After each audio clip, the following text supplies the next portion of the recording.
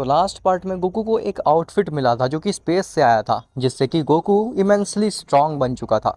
उसने वजीटा से भी फाइट करने की कोशिश की थी, लेकिन गोकू की एक्सेप्शनल पावर्स की मदद से उसने वजीटा को एक सेकंड में धूल चटा दी थी। जिसके बाद गोकू और वजीटा दोनों ही जा रहे थे लॉर्ड जेनो के पास में पूछने के लिए कि आखिर ये आउटफिट है क्या, इसकी वजह से कैकारॉट इतना स्ट्रांग कैसे बन गया। अब उसके आगे, लेकिन उससे पहले तुम वीडियो को लाइक करो, और अगर तुम्हें ऐसी ही स्टोरीज़ और मूवीज़ देखना पसंद है तो चैनल को भी सब्सक्राइब कर देना, ताकि आगे आने वाली वीडियोस तुम्हें सबसे पहले मिल सकें।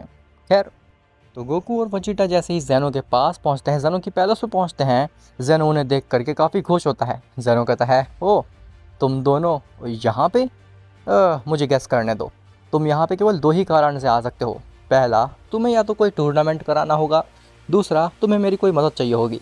एम आई राइट गोकू? गोकू कहता है, लॉर्ड जेनो, आपने तो मेरा दिमाग पढ़ लिया।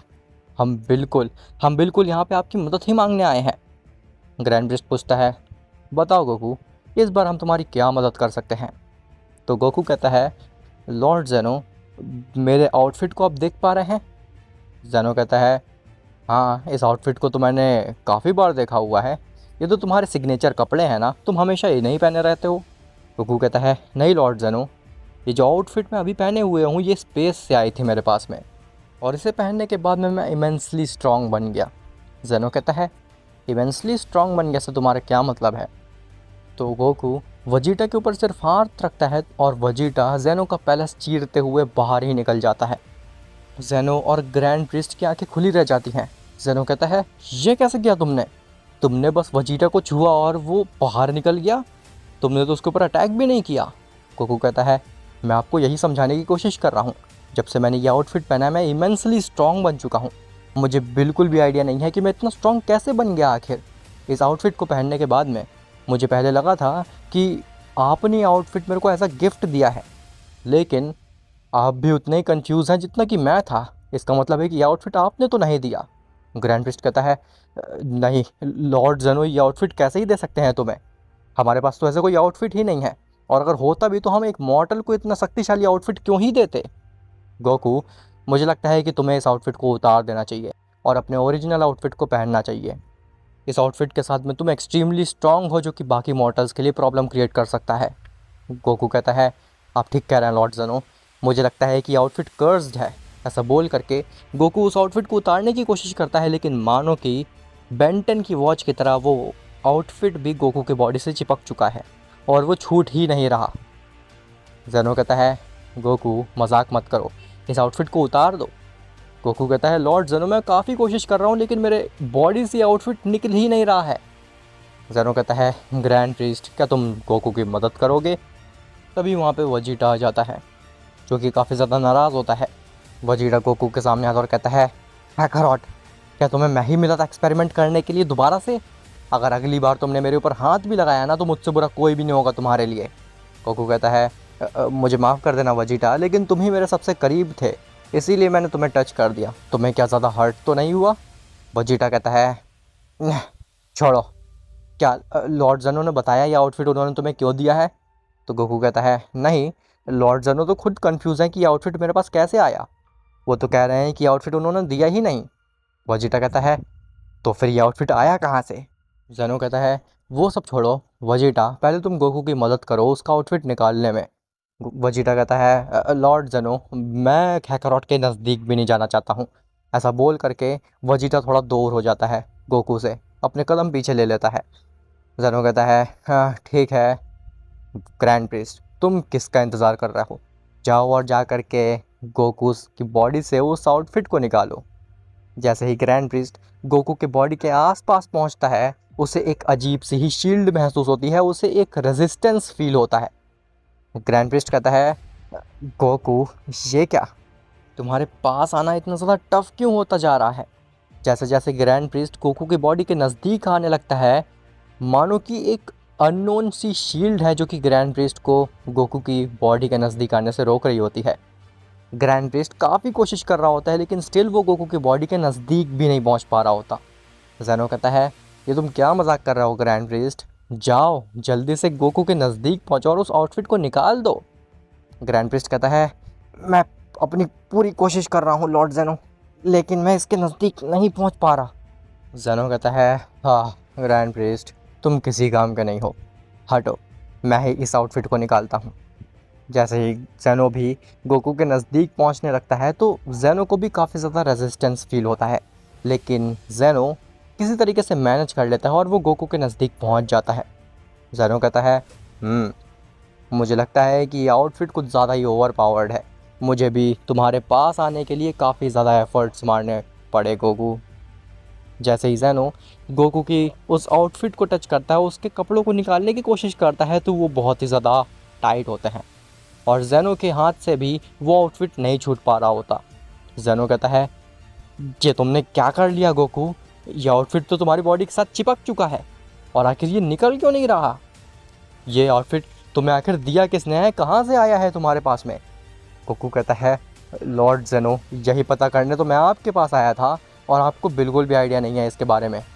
काफ़ी देर तक जेनो और ग्रैंड प्रिस्ट कोशिश करते हैं उस आउटफिट को निकालने की, लेकिन वो गोकू की बॉडी से उस आउटफिट को नहीं निकाल पाते। एट द एंड जेनो और ग्रैंड प्रिस्ट अपनी हार मान लेते हैं। जेनो कहता है, हाँ ये आउटफिट मुझसे नहीं निकलने वाला और मुझे नहीं लगता है कि आउटफिट किसी से भी निकलेगा। गोकू, हमने अपनी हार मान ली, लेकिन आखिर ये आउटफिट आया कहाँ से है, ये किसने दिया है तुम्हें। गोकू कहता है, मुझे बिल्कुल भी आइडिया नहीं है लॉर्ड जेनो, बस एक मीटियोर आ रहा था अर्थ की तरफ। जैसे ही मैं उस मीटियोर को रोकने के लिए गया तो मैंने देखा कि वो कोई मीटियोर नहीं बल्कि एक कैप्सूल है जिसके अंदर ये आउटफिट पड़ा हुआ था और मेरे को ये आउटफिट काफ़ी ज़्यादा पसंद आया। जैसे ही मैंने ये एक आउटफिट पहना, मैं अचानक से काफ़ी ज़्यादा लाइट फील करने लगा और स्ट्रॉन्ग भी, जिसके बाद मैं वजीटा के पास गया और उससे मैंने फ़ाइट भी की। वजीटा कहता है, हाँ लॉर्ड जेनो, और इस आउटफिट की वजह से इसने मुझे एक ही ब्लो में हरा दिया था। मुझे ये नहीं समझ में आ रहा है कि आखिर इस आउटफिट को पहनने के बाद में कैकारोट इतना स्ट्रॉन्ग बन कैसे गया। एक आउटफिट किसी भी बीइंग को इतना स्ट्रॉन्ग कैसे बना सकती है। और अगर लॉर्ड जेनो आपको भी नहीं पता है इस आउटफिट के बारे में, तो फिर आखिर ये आउटफिट आई कहाँ से है, ये आउटफिट है किस चीज़ की। ग्रैंड प्रिस्ट कहता है, लॉर्ड जेनो, कहीं ऐसा तो नहीं कि ये आउटफिट किसी दूसरे रेल्म से गलती से यहाँ पे आ गई हो। जेनो कहता है, ना, ऐसा नहीं हो सकता ग्रैंड प्रिस्ट, आखिर दूसरे रेल्म से हमारे रेल्म में कैसे ही आ सकती है कोई भी कैप्सूल या फिर आउटफिट। खैर गोकू, तुमने जैसा कि कहा कि तुम्हें ये आउटफिट एक कैप्सूल में मिली थी जो कि अर्थ की तरफ आ रही थी, क्या मैं उस कैप्सूल को देख सकता हूँ। उसे देख करके डेफिनेटली मैं समझ जाऊँगा कि ये कैप्सूल है कहाँ से और आखिर ये आउटफिट कहाँ से आई है। गोकू कहता है, हाँ क्यों नहीं लॉर्ड जेनो, वो कैप्सूल तो मेरे फार्म में ही आकर के गिरा था और अभी भी वो वहीं पे होगा, मैं आपको दिखा सकता हूँ उस कैप्सूल को। जिसके बाद गोकू जेनो, ग्रैंड प्रिस्ट और वजीटा को लेकर के जाता है अपने फार्म में, जहाँ पे एक क्रेटर तो बना होता है, मतलब कि एक निशान तो बना होता है कि वहाँ पे कोई चीज़ आकर के गिरी थी, लेकिन वहाँ पे कैप्सूल नहीं होता है। गोकू कहता है, हाँ आखिर वो कैप्सूल कहाँ गया, वो यहीं पे तो गिरा था आकर के। जेनो कहता है, गोकू अगर ये कोई मजाक है तो अभी बता दो, बाद में अगर मुझे पता चलेगा उस बारे में तो मैं बहुत ज़्यादा नाराज़ होऊंगा तुमसे। गोकू कहता है, नहीं लॉर्ड जेनो, मैं सच बता रहा हूँ कि यहीं पे वो कैप्सूल आकर के गिरी थी, मुझे समझ नहीं आ रही है कि आखिर वो कैप्सूल गई कहाँ पे। तभी ग्रैंड प्रिस्ट कहता है, लॉर्ड जेनो, मुझे लगता है कि गोकू एकदम ठीक कह रहा है, क्योंकि हम यहाँ पे देख सकते हैं कि यहाँ पे निशान बना हुआ है, जैसे कि कोई चीज़ आकर के यहाँ पे गिरी हो। तो हो सकता है कि यहाँ पे वो कैप्सूल आकर के गिरा होगा जिसके बारे में गोकू बात कर रहा है। जेनो कहता है, अगर यहाँ पे वो कैप्सूल आकर के गिरा था तो वो गया कहाँ पे अचानक से, ऐसा तो हो ही नहीं सकता है कि वो कैप्सूल गायब हो जाए अपने आप। खैर गोकू, जितना ज़्यादा हो सके तुम लोगों से दूर रहो, तुम फ़िलहाल के लिए मॉर्टल्स के लिए एक बहुत बड़ा थ्रेट हो गोकू।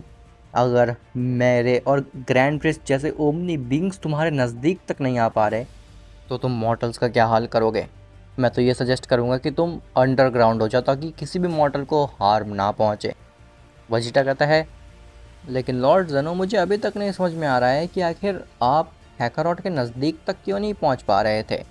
जब मैं कैकारोट से फाइट कर रहा था तो मैं काफ़ी इजीली कैकारोट के ऊपर पंचेस मार पा रहा था। हाँ, हालांकि उसका कुछ असर नहीं हो रहा था कैकारोट के ऊपर, लेकिन मैं कैकारोट के काफ़ी नज़दीक पहुंच पा रहा था, तो आप क्यों नहीं पहुंच पा रहे थे।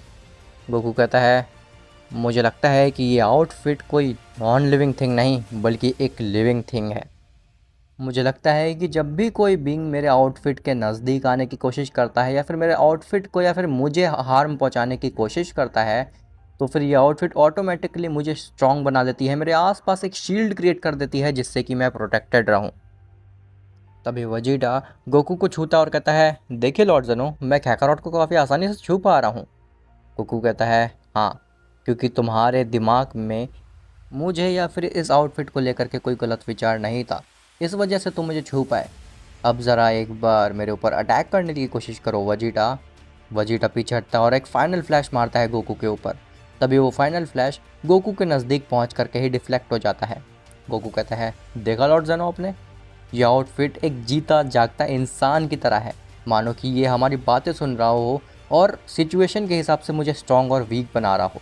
ये आउटफिट मुझे प्रोटेक्ट करने की कोशिश कर रहा है, लेकिन ये आउटफिट आया कहाँ से मुझे अभी तक वो नहीं पता चला है।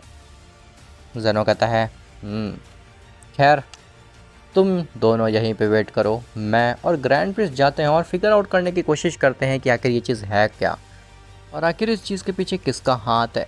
ऐसा बोल करके ज़ेनो और ग्रैंड प्रिस्ट वहाँ से चले जाते हैं।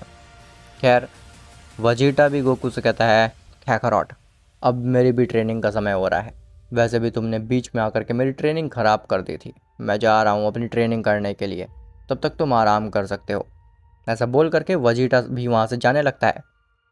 वजीटा वहाँ से चला तो जाता है, लेकिन उसके दिमाग में बार बार यही चीज़ आ रही होती है कि आखिर उस आउटफिट ने कैकारोट को ही क्यों चुना, वो आउटफिट कैकारोट के पास ही क्यों गई।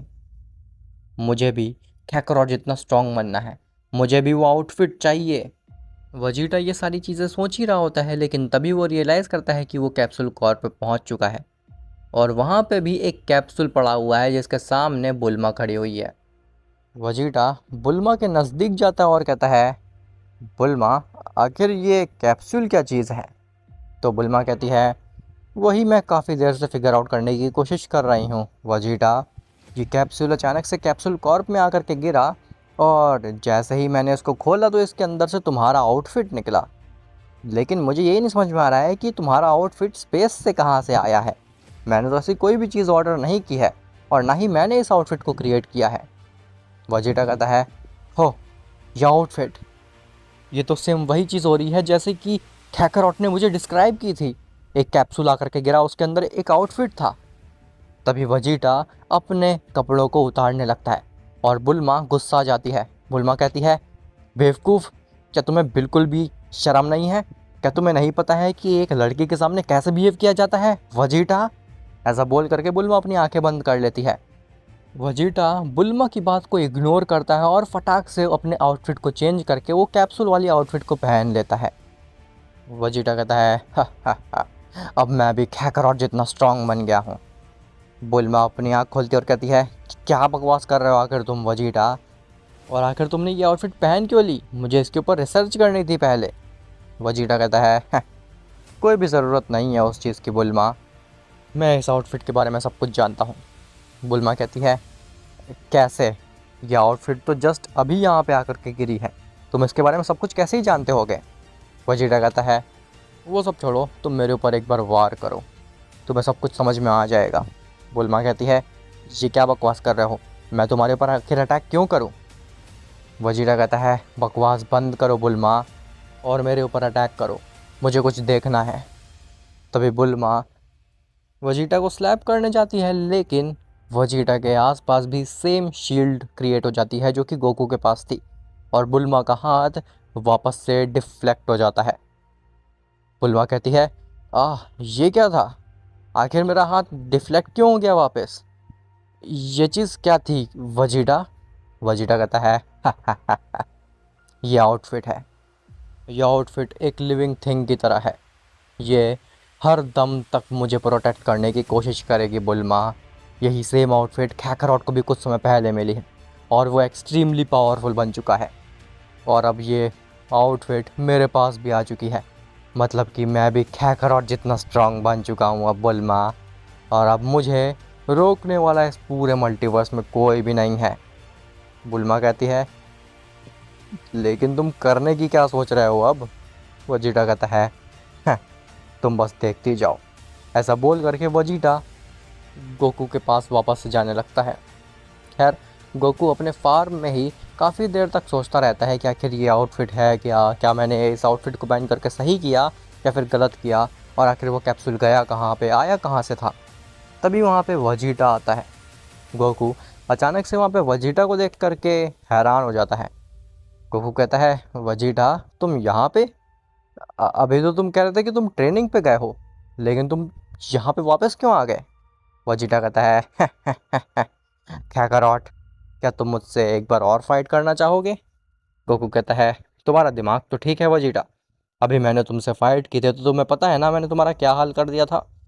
जब तक मेरे पास ये आउटफिट है तब तक तुम मेरा कुछ भी नहीं बिगाड़ सकते हो। वजीटा कहता है, कैकारॉट एक बार कोशिश तो करो मेरे ऊपर हमला करने की, देखता हूँ आखिर तुम कितने स्ट्रांग हो। मुझे नहीं लगता है कि तुम मुझे छू भी पाओगे। अब मैं वो वजीटा नहीं रह गया जो कि तुमसे हार रहा था, अब मैं चेंज हो चुका हूँ। गोकू कहता है, वजीटा प्लीज़, मैं अभी लड़ाई करने के मूड में नहीं हूँ। ऐसा बोल करके गोकू वहाँ से जाने लगता है, लेकिन तभी अचानक से गोकू के ऊपर एक फाइनल फ्लैश का वार होता है जिससे गोकू बच जाता है, लेकिन गोकू गुस्सा आ जाता है। गोकू कहता है, वजीटा मैंने मना किया ना तुमसे एक बार, अगर तुमने एक और बार मेरे ऊपर वार करने की कोशिश की तो मुझसे बुरा कोई भी नहीं होगा तुम्हारे लिए, इस बात को जान लो। तभी वजीटा एक बिग बैंग अटैक भी मारता है गोकू के ऊपर। तो गोकू इरिटेट हो जाता है और वो वजीटा के ऊपर पंच मारने के लिए जाता है, लेकिन गोकू का पंच वजीटा के नज़दीक जाकर के रुक जाता है। गोकू वजीटा की आंखों में देखता है तो वजीटा एक अजीब सी स्माइल दे रहा होता है। गोकू कहता है, ये क्या, आखिर मैं तुम्हें टच क्यों नहीं कर पा रहा हूँ? तो वजीटा कहता है, क्योंकि अब मेरे पास भी आउटफिट आ चुकी है और अब तुम में और मुझ में कोई भी अंतर नहीं रह गया कैकारॉट। ऐसा बोल करके वजीटा भी गोकू के ऊपर पंच मारता है, लेकिन वजीटा का पंच भी रिपेल हो जाता है गोकू से और वो दोनों थोड़ा दूर हो जाते हैं एक दूसरे से। गोकू कहता है, वजीटा लेकिन तुम्हें आखिर ये शील्ड मिली कहाँ से? तो वजीटा कहता है, जब मैं कैप्सूल कॉर्प गया तो वहाँ पे एक कैप्सूल पड़ा हुआ था जिसके अंदर मुझे ये आउटफिट मिली, और इस आउटफिट को देखते ही मैं समझ गया था कि ये वही आउटफिट है जो कि तुम्हारे पास है कैकारॉट, और अब मैं तुम्हारे ही जितना स्ट्रांग हूँ। खैर वहीं दूसरी तरफ एक अजीब से ही रेल्म में, डायमेंशन में, पता नहीं वो कौन सी ही जगह थी, वहाँ पे एक बीइंग अपने लॉर्ड के पास जाता और कहता है, लॉर्ड मैंने उन आउटफिट्स को सही जगह पे पहुँचा दिया है, हाँ, और उन बेवकूफ़ से मॉर्टल्स ने उन आउटफिट को पहन भी लिया है। उन्हें लग रहा है कि ये आउटफिट उनकी रक्षा करेगी, लेकिन उन्हें क्या पता कि ये एक जहर की तरह है जो कि धीरे धीरे उनको अंदर से खोखला करेगी और पूरी तरीके से करप्ट कर डालेगी और पूरे मल्टीवर्स को हमारे नाम कर देगी। ऐसा बोल करके वो बीइंग और उसके लॉर्ड दोनों ही हंसने लगते हैं। अब आखिर ये बीइंग और उसका लॉर्ड ये दोनों ही कौन है, और क्या वाकई में वो आउटफिट्स जो गोकू वजीटा के पास हैं, क्या वो गोकू और वजीटा को अंदर से खोखली कर देगी और करप्ट करके रख देगी? अगर ये चीज़ ट्रू है तो फिर पूरा मल्टीवर्स एक बहुत बड़े संकट में आ चुका है। गोकू और वजीटा ही मल्टीवर्स के स्ट्रॉन्गेस्ट वॉरियर्स हैं, और अगर वही करप्ट हो जाएंगे तो फिर कौन ही बचाएगा मल्टीवर्स को। खैर ये सब तो तुम्हें पता चलेगा नेक्स्ट पार्ट में। और हाँ गाइस, काफ़ी लोग मुझसे पूछ रहे थे कि मूवी किस डेट को आने वाली है, तो मूवी आने वाली है 17 मार्च को। मैं जानता हूँ कि इस बार मूवी थोड़ी डिले हो रही है, थोड़ी सी लेट हो रही है, लेकिन चिंता मत करो, जो दूसरी मूवी होगी इस मंथ की वो काफ़ी जल्दी लाने की कोशिश करूँगा मैं। पहली मूवी आएगी 17 मार्च को, और जो सेकंड मूवी होगी वो आएगी 25 मार्च को। तो ये मंथ भी तुम्हारे लिए एकदम एक्शन से भरा हुआ रहेगा। तो मिलते हैं तुमसे नेक्स्ट पार्ट में, तब तक के लिए बाय बाय।